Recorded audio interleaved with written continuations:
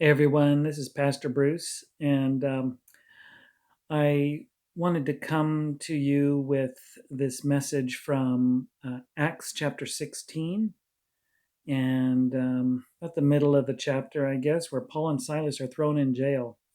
And there is so much here that I just don't have time to cover it all, at least this video. But there is one thing that I want you to see, and that is that in the midst of our trials, we may not see what God's purpose is at the time, but we can always come to Him and worship Him, knowing that He does have a purpose that may be far surpassing what we can even imagine or think.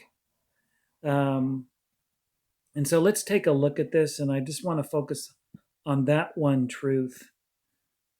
Again, there's so much here, and I've actually done this video so many times because there's so much here. But let's just focus on that one truth. Here in chapter 16 of the book of Acts, we see that Paul and Silas are in trouble, and they're in trouble because they've done actually a good thing. Paul has cast out a spirit of divination out of a slave girl. And because he's done this good thing, he's now experiencing a lot of bad things as a result. You see, we can see up here in the, let's see, click the right button here. We can see up here that the owners of this slave girl saw that their hope of gain was gone. And so what did they do? They seized Paul and Silas and they dragged them into the marketplace. And the crowds joined in attacking them. And the magistrates tore off the garments off them and gave orders to beat them with rods, with many blows, and then had them thrown into prison and had their feet fastened into stocks. And all of this is a result of Paul doing a good thing. This is unjust punishment for the good thing that Paul has done. He set the slave girl spiritually free, free from the spirit that was working inside her. And as a result of that, because of that, he is beaten and shamed and attacked and thrown into prison, and now sits with his feet in stocks.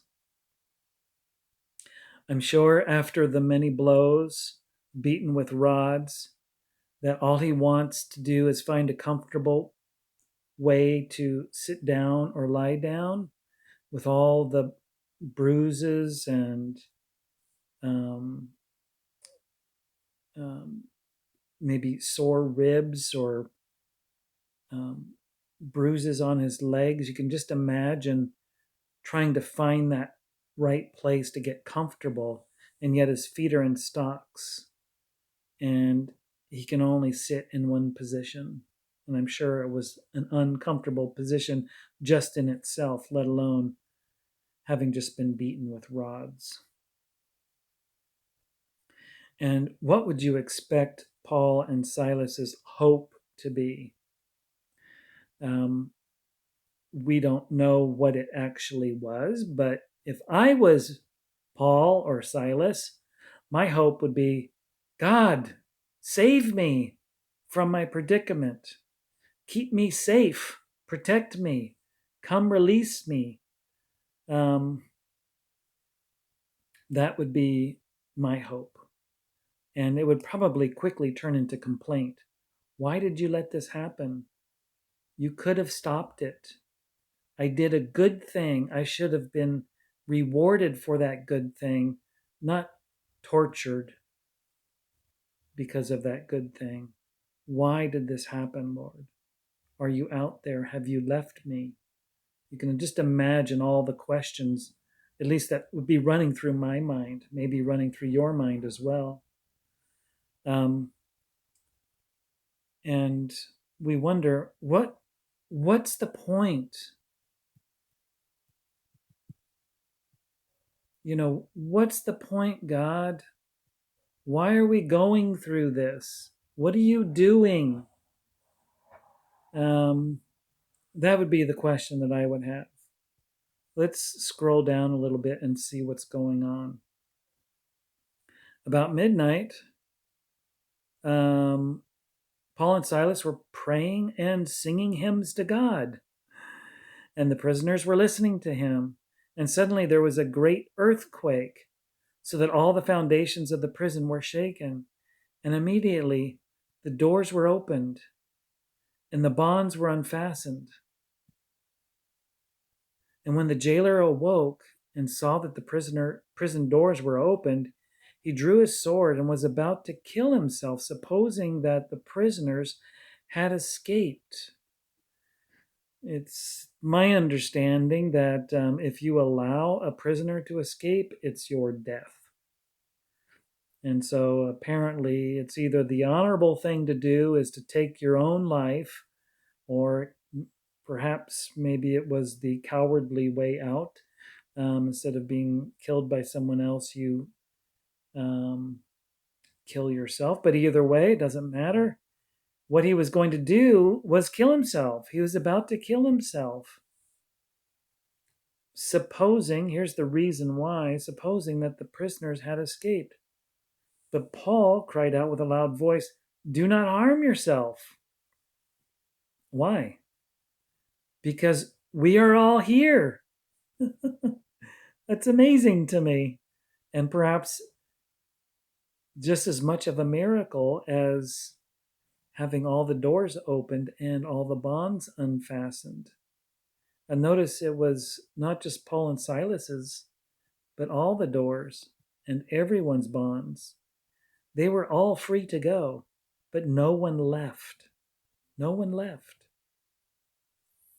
And here we have, as a result, do not harm yourself, for we are all here.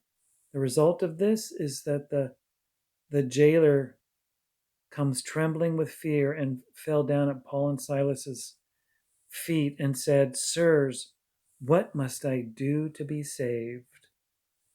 And they said, "Believe in the Lord Jesus, and you will be saved, you and your whole household." And we know right at the bottom that they celebrated because he and his whole household had believed in God.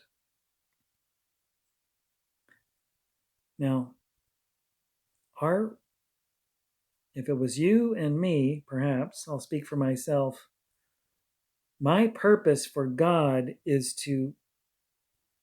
for my comfort and my pleasure. Let me out and make me feel better. But God has a higher and greater purpose. God's purpose for the suffering of Paul and Silas was the miracle of new birth.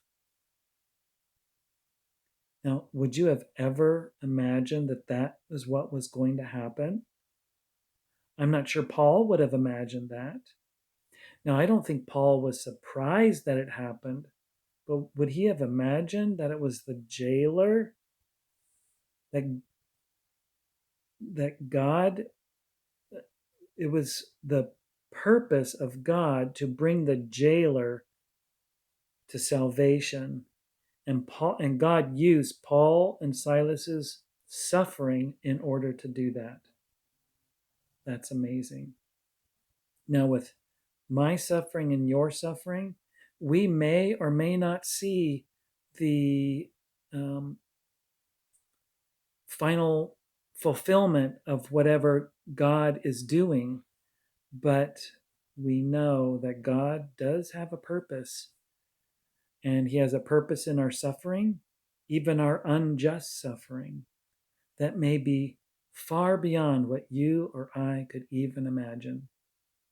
So, with that, I hope you're encouraged today. So, keep your eyes focused on Him and trust that God has a purpose for you and your suffering. We'll see you next time.